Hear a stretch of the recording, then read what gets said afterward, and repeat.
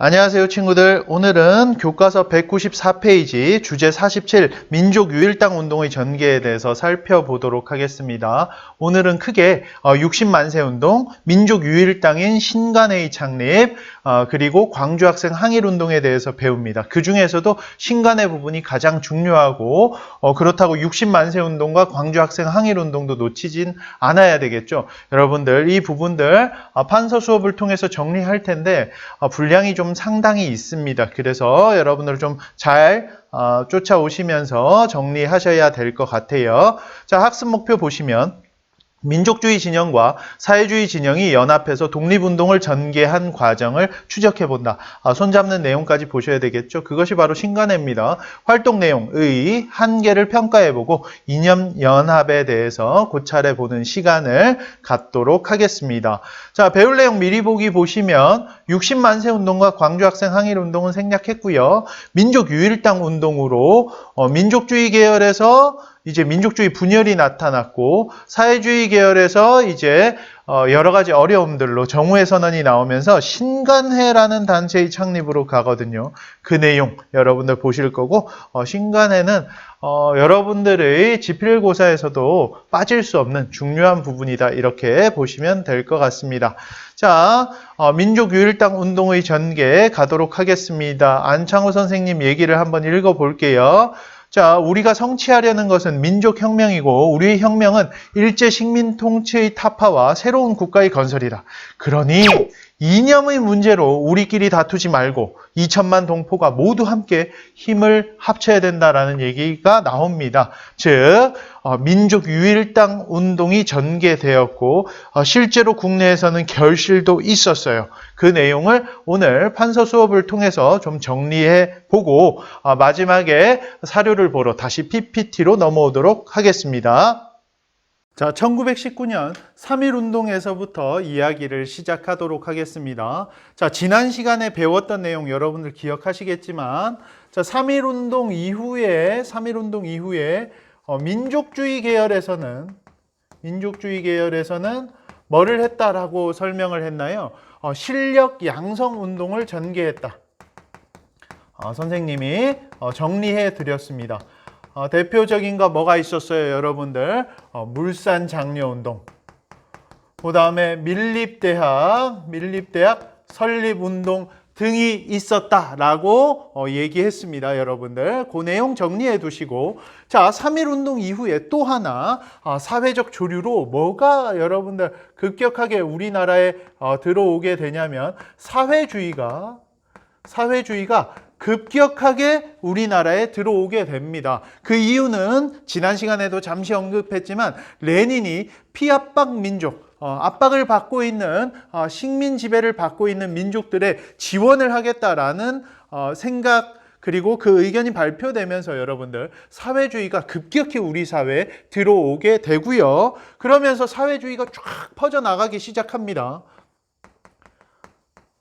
소작쟁이, 노동쟁이라고 하는 여러분의 스트라이크, 쟁의 활동을 벌이면서 점점 사회주의가 확산되고요. 노동자, 농민에게. 그 다음 여러분들. 이제 조선 공산당이라고 해서 이 사회주의 그룹의 여러분 당이 건설이 됩니다. 조선 공산당이 조직되는 모습까지 나타나요. 이것이 바로 여러분들 1925년의 일이었다. 이렇게 보시면 되겠고 조선 공산당이 조직되었다. 민족주의 계열에서는 실력 양성운동으로 나아갔다. 이런 상황을 여러분들 일단 봐두시면 되겠습니다. 자, 그런 가운데 1926년 여기에다 필기를 할게요. 여러분들 4월에 순종이 죽습니다. 대한제국의 마지막 황제가 죽은 거죠. 순종이 죽고 난 뒤에 사람들이 우리 3.1운동 기억하잖아요, 여러분들. 고종의 죽음 뒤에 고종의 장례식 즈음에서 바로 3.1운동이 일어났잖아요. 그래서 이 순종의 죽음을 계기로 순종이 죽을 때 이런 얘기를 하거든요. 나는 끝까지 병합조약에 서명하지 않았고 나는 승인한 적이 없다. 이런 얘기를 하거든요. 여러분들. 결국 이 순종의 서거를 계기로 만세운동을 일으켜야 되겠다는 생각에 이르게 되었고 그래서 벌어지는 것이 1926년 60 만세운동이 되는 겁니다. 자, 이 60만세 운동은 누가 준비했냐면 민족주의 계열에서 준비했어요. 천도교 구파 계열. 그 다음에 사회주의 계열에서도 같이 준비했고요. 그 다음 학생들도 여러분들 준비를 하게 됩니다. 여러분들 이미 이 사회주의가 들어오면서 학생들 내부에서는 여러 독서회라든가 사회주의 조직, 청년 조직들이 만들어지고 있었거든요. 이렇게 학생들도 사회주의 계열도 민족주의 계열도 힘을 합쳐서 60만세 운동을 준비하게 됩니다. 그런데 일제 경찰이 바보가 아니잖아요. 3.1운동 고종의 죽음 이후에 3.1운동이 일어난 것, 거국적인 민족 운동이 벌어진 것을 여러분들 기억하고 있기 때문에 이때는 엄청나게 경계를 하게 됩니다. 결국 만세운동이 벌어지기 전에 민족주의 계열 발각되어져서 깨집니다. 사회주의 계열 발각됩니다. 깨지게 되죠. 남은 건 학생들이었어요. 학생들만 끝까지 발각되지 않고 준비해서 60만세 운동으로 뛰쳐나오게 되었는데 그래서 거국적으로 다 같이 함께 하지 못했기 때문에 3.1운동보다 규모는 작았지만 여러분들 학생들이 그래도 순종의 죽음을 계기로 거리로 뛰쳐나와서 얘기를 했다. 우리의 독립을 외쳤다라는 사실을 기억하시면 되겠고요. 여기에서 60만세 운동에서 굉장히 중요한 의미를 갖는 것은 이겁니다. 민족주의 계열과 사회주의 계열이 노선이 다르다라고 생각했는데 서로 손을 잡아봤어요. 손을 잡아서 같이 준비해 보니까 우리가 독립을 위해서는 함께 갈 방법이 있겠네라는 지향점을 발견하게 됩니다. 즉 60만세 운동으로 이 민족 협동전선 이렇게 부르는데요.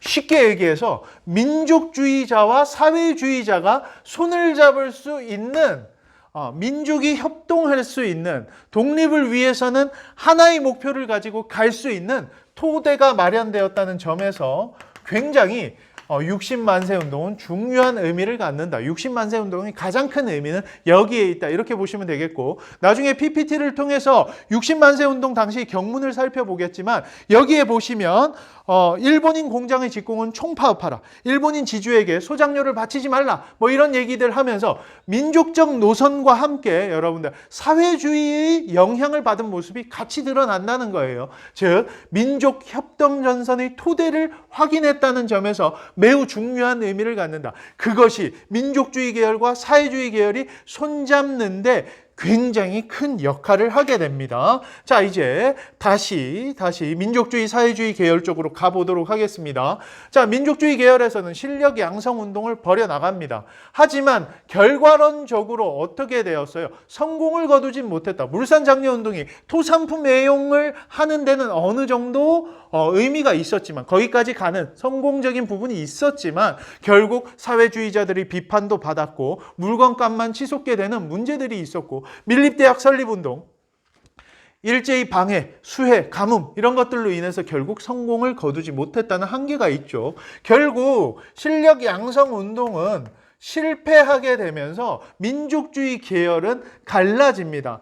우리는 안 되겠구나. 지금 우리가 독립하는 데는 힘이 부족하구나. 이런 생각을 가지는 그룹과 무슨 소리야? 우리는 끝까지 싸워서 독립을 쟁취해야 돼. 라고 생각하는 그룹으로 갈라집니다. 그것을 여러분들 필기를 한번 해서 볼게요. 자, 실패하게 되면서 민족주의 계열은 두 갈래로 갈라지게 되는데 하나는 일제와 타협하는 그룹이 생겨나요. 이 그룹을 타협적 민족주의다 이렇게 부릅니다. 일제와 타협하겠다는 거죠. 그래서 이 사람들이 어디로 나아가게 되냐면 여러분들 자치운동으로, 참정권 운동으로 나아가게 돼요. 독립이 아니라 일제로부터 자치권만이라도 얻자라는 운동으로 가게 된단 말이죠. 변질이죠. 절대 독립 노선을 포기한 것입니다. 그래서 타협적 민족주의 노선이 있었고, 실패했지만 여전히 아니야. 우리의 갈 길은 언제나 독립이야. 끝까지 우리 부족한 부분이 있었지만 더 나은 운동을 조직해서 우리가 이겨내야 돼. 비타협적 민족주의 계열. 이렇게 민족주의 계열이 두 갈래로 갈라지게 됩니다.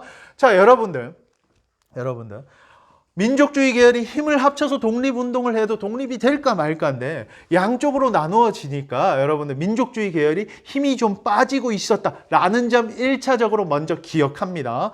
그 다음 보시겠습니다. 사회주의 계열로 가볼게요. 자, 조선공산당이 조직되어서 뭔가 새로운 큰 변화가 나타날 것 같지만 여러분들 일제도 치안유지법을 만들잖아요. 치안유지법 기억하시죠? 사회주의자 잡아들이기 위해서 일본에서 만든 법이고 그것이 조선에도 들어와서 적용되어졌던 법이 바로 치안유지법입니다. 자, 이 치안유지법으로 인해서 이 사회주의자들은 합법적으로 운동할 수 있는 뭔가 활동을, 사회 활동을 할 수 있는 공간이 부족했어요. 다시 얘기하면 사회주의는 생각만 가져도 잡아가는 상황에 이르게 됩니다. 그러자 안 되겠다. 이대로는 공산주의, 사회주의를 이 대중들에게 뻗어나가는 데는 한계가 있구나라는 생각에 어떡하지라는 생각에 이르게 되었겠죠. 그래서 이 사회주의자들도 비타협적 민족주의, 타협적 민족주의는 안 돼요. 비타협적 민족주의자들, 절대 독립을 포기하지 않은 사람들과는 어떻게 합법적 운동 공간을 위해서 힘을 합쳐보는 게 어떨까라는 생각에 이르게 됩니다. 그런 가운데 여러분들 국외에서도 이게 이제 국내적 상황이잖아요. 국외에서도 이런 흐름들이 좀 나타났거든요. 자, 제1차 국공합작. 여러분들 중국에서 국민당과 공산당이 손을 잡아요. 1924년에. 일제에 대항하기 위해서 서로 손을 잡는 모습이 나타났어요. 민족주의, 사회주의 계열이 쉽게 얘기해서 손잡은 거잖아요. 그래서 우리도 이렇게 중국처럼 할 수 있지 않을까라는 고민에 이르게 되었다는 거죠. 그 다음에 국외에서 여러분들 봤지만 3부, 참의부, 정의부, 신민부 있었잖아요. 이 3부가 통합운동을 벌이기 시작합니다. 이런 영향을 받아요. 우리도 국내도 통합해야 되는 거 아니야? 민족주의, 사회주의가 나뉘어져서 싸우면 독립은 멀어지는 거 아니야? 이런 고민을 하게 된다는 거죠. 또 하나 더 여러분들 코민테른이라고 있어요. 코민테른. 코민테른은 여러분들 코뮤니스트 인터내셔널의 약자죠. 코뮤니스트, 사회주의자 그룹, 공산주의자 그룹의 국제 조직이에요. 코민테른은. 여기는 사회주의 그룹에 여러분들 영향력을 행사하고 있었는데 여기에서 어떤 발표가 나오냐면 민족 통일 전선을 지지한다. 즉 요렇게 민족 협동, 민족주의, 사회주의로 가야 되지만 민족주의자들과 일정 정도 독립을 향해 갈 때 손잡는 것은 인정한다. 그것은 바람직하다라는 견해가 나오게 되면서 여러분들 복합적으로 영향을 미치죠. 우리도 손잡아야 돼라는 생각에 이르게 되었고 그래서 비타협적 민족주의자들과 사회주의자들 일부가 손을 잡아 봅니다. 그 조직이 바로 무엇이냐면 여러분들 조선민흥회라는 조직이 있어요.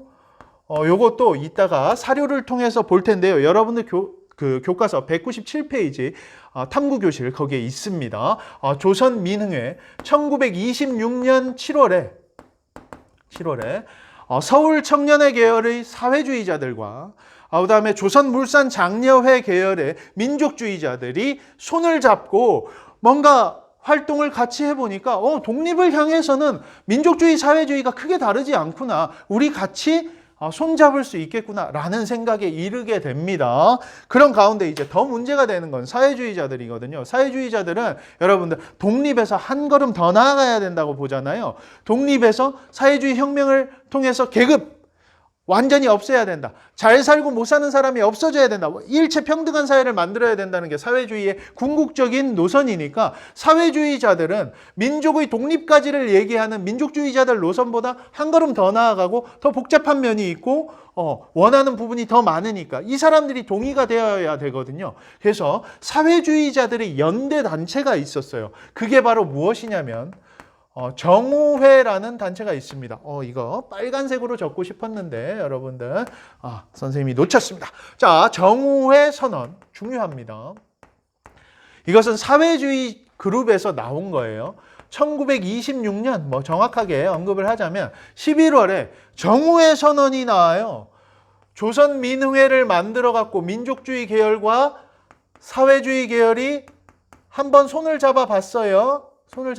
우리 되겠네 라는 생각에 이르렀고 그 다음 사회주의 내부에서도 정우회 선언을 발표해서 타협적 민족주의 세력은 안 되지만 이따 사료 볼 겁니다. 비타협적 민족주의 세력이라면 과정적으로 우리가 손을 잡고 함께 할 수 있어 라고 발표를 하게 되죠. 그러면서 여러분들 이 정우회 선언을 계기로 이 조선민흥회 정우회 선언 이런 것들이 여러분 하나의 계기가 되면서 어떻게 해요? 여러분들 오늘 수업에서 가장 중요한 신간회의 창립으로 가게 된다. 여러분들 보시면 되겠습니다. 신간회의 창립으로 가게 된다라는 사실 여러분들 정리하시면 되겠습니다. 자, 다시 정리해 볼게요. 신간회가 창립되는 데는 국내적으로는 민족주의 계열의 분열, 사회주의 계열의 합법적 운동 공간의 부족, 그 다음에 국외에서 1차 국공합작, 3부 통합운동, 그 다음에 코민테른의 민족통일전선 지지선언 이런 것들이 결부되어지면서 우리도 손을 잡아야 되겠다라는 생각에 이르게 되었고 조선민흥회, 작은 통합조직이었죠. 만들어보고 괜찮겠네. 그 다음 정우회 선언이 나오면서 사회주의자들이 우리 같이 비타협적 민족주의자와는 손잡을 수 있어 라는 결론에 이르게 되면서 신간회가 창립되었다는 점 여러분들 정리하시면 되겠습니다. 지난 강의와 동일한 실수를 반복하지 않기 위해서 재빨리 옮겼습니다. 신간회 창립까지 여러분들 보셨고, 자, 신간회는 강령에서 우리는 정치적, 경제적 각성을 촉진하고 단결을 공고히 하고, 이것도 나중에 사료로 보겠지만 여러분들 기회주의를 일체 부인한다라는 얘기가 나와요. 기회주의를 일체 부인한다는 얘기가 뭐예요? 타협적 민족주의 세력, 기회주의자들이라는 거야. 얘네들과는 손잡지 않겠다. 비타협적 민족주의와 사회주의가 힘을 합친 조직이다. 이렇게 보시면 되겠습니다. 원래 야인시대 동영상을 여러분들 준비했는데 동영상을 깔아드리지는 않겠습니다. 왜냐하면 오늘은 60만세 운동, 그 다음에 광주학생 항일운동까지 다뤄야 돼서 좀 분량이 많기 때문입니다. 자, 신간회가 창립되면서 어떤 활동을 했는지 볼게요. 회원수가 최대 4만 명에 이를 정도로 여러분들 엄청난 대중 조직이었죠. 순회 강연, 토론회, 그리고 소작쟁이, 노동쟁이에 대한 지원 활동 등을 했습니다. 그 중에서도 여러분들이 꼭 좀 알아둬야 될 것이 뭐냐면 이제 1929년으로 갈 텐데요. 자, 신간회는 1927년 창립이 되었고 만들어졌고 이제 활동을 계속해 가는데 이때 어떤 사건이 벌어지냐면 1929년 광주 학생 항일운동이 벌어집니다. 요거를 설명을 하고 신간회와 함께 좀 보도록 할게요. 광주 학생 항일운동 여러분들 알아두셔야 되는데 이따가 사진을 보여드리겠지만 어떤 일이었냐면 여러분들 이제 광주 지역으로 통학하는데 나주역에서 박준채라는 인물, 박기옥, 그 다음 이광춘 이런 인물들이 있어요. 박준채의 사촌 누나가 박기옥이었어요. 근데 열차 안에서 이 일본인 학생이 이 박기옥을 희롱했던 것 같아요. 그래서 어떡하냐면 박준채가 내려가지고 개찰구, 이 예전에는 표를 이렇게 찍는 공간이 있었거든요. 확인하는 공간이 있었거든. 그 개찰구 밖에 나가갖고 조용한 곳으로 후쿠다라는 일본인 애를 불렀지.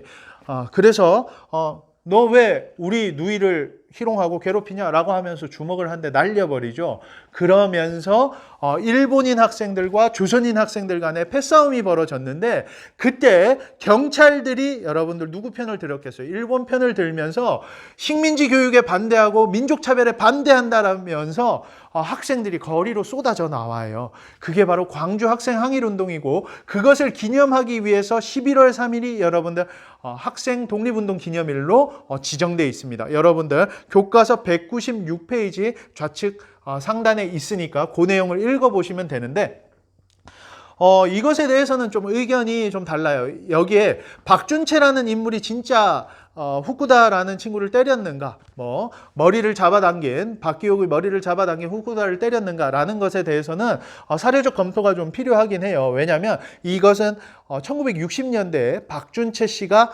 신동아에 인터뷰하면서 거기에만 나오는 내용이거든요. 경찰 조서 기록에는 이광춘, 그다음 박기옥, 그 다음 후쿠다의 얘기만 실려져 있다라는 사실 알아두시고, 어찌됐건 여러분들이 기억해야 될 건 뭐예요? 광주에서 민족차별에 반대하면서 학생들이 들고 일어났는데, 자, 여기에 광주 지역에는 여러분들 당시에는 독서회 같은 학생들의 연구 조직, 학생들의 사회주의 연구 조직들이 막 만들어져 있었거든요. 이 독서회가 나주역에서 발생한 한일 학생 간 충돌이 일어났는데, 이것이 민족 차별적이다, 그리고 식민지 노예 교육을 반대한다 라고 하면서 들고 일어나게 됐던 사건이 바로 광주 학생 항일운동이에요. 여러분들 1919년 3.1운동 이후로 가장 뭐라 그래야 될까요? 가장 대중적으로 가장 많은 수가 참여했던 독립운동이 바로 광주 학생 항일운동이었는데, 신간회가 가만히 있지 않았겠죠. 신간회 광주 지부에 얘기를 해가지고 진상조사단을 파견을 합니다. 자, 그 내용 정리해 볼까요? 신간회가 진상조사단을 파견해서 조사를 해요. 그래서 이 문제를 민중대회로 갖고 가서 전국적인 여러분들 항일 독립운동으로 발전시켜 가려는 계획을 세웠던 것입니다. 그러자 어떻게 해요? 일제에서, 이 신간회는 합법적인 오픈된 조직이었거든요. 일제가 다 알고 있었어요. 자, 이 신간회 조직의 지도부들을 싹 잡아가게 됩니다. 그러고 난 뒤에 새로운 지도부가 들어서는데요. 이 새로운 지도부가 일제와 타협하는 모습을 보여요. 그러면서 지부 조직에서 반발이 나오게 됩니다. 이것을 이해하기 위해서 여러분들 신간회는 집행부가 있고요. 그 다음에 그 아래에 지방 조직이 있어요. 지회가 있어요. 지회. 즉 예를 들어서 용인지회, 성남지회, 대구지회 이렇게 있단 말이에요. 집행부는 여러분들 민족주의 계열들이 장악하고 있었고요. 지회 조직은 거의 대부분 여러분들 노동자, 농민과 밀접한 관련을 맺고 있던 사회주의자들이 장악하고 있었어요. 그래서 이 집행부가 싹 잡혀갔는데, 이후에 온 집행부가 일제와 타협하는 타협적 민족주의적 경향을 보이자 약간 온건해진 거죠. 그런 모습을 보이자 사회주의자들이 반발하게 된 겁니다. 지회에서 반발을 시작했고, 부산 지회에서 처음으로 신간회를 해소하자라는 주장이 나옵니다. 여러분들, 신간회 해체와 해소의 다른 점은 이런 겁니다. 해체는 여러분들 신간회가 이제 없어지고 끝나는 거고요. 해소라는 것은 신간회를 없애고 난 뒤에 더 나은 단계로 발전적인 운동을 구상하자라는 미래에 대한 개념이 들어간 거예요. 그래서 신간회 해소론이 나오게 되고, 창립총회 이후로 처음 열린 총회에서 여러분들 이 신간의 해소안이 가결이 돼요. 언제냐면 1931년 신간회 해소안이 가결이 되면서 신간회 일제하 가장 대규모의 국내 독립운동 조직이 해소되게 되는 결과를 가지고 오게 된다는 점 여러분들 정리하시면 되겠습니다. 신간회 해소의 국내적인 배경 여러분들 아까 살펴보았고요. 그럼 국외적으로 영향을 끼친 것도 있어요. 1차 국공합작이 이때 결렬됩니다. 1927년에 1차 국공합작 중국 내에서 결렬이 됐고요. 그 다음에 코민테른의 그 민족통일 전선을 지지하는 입장이 바뀌어요.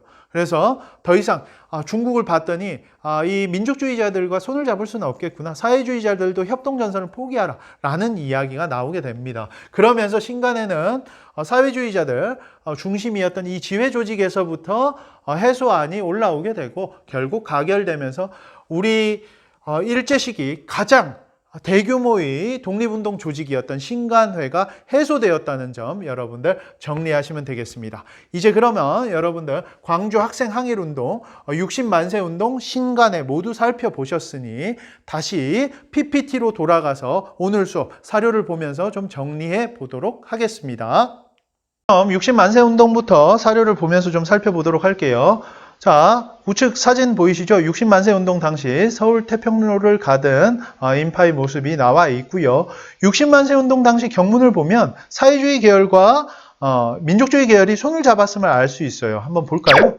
일본인 공장의 직공은 총파업하라. 일본인 지주에게 소장료를 바치지 말자. 이런 내용들이 있죠. 여러분들 알아두시고요.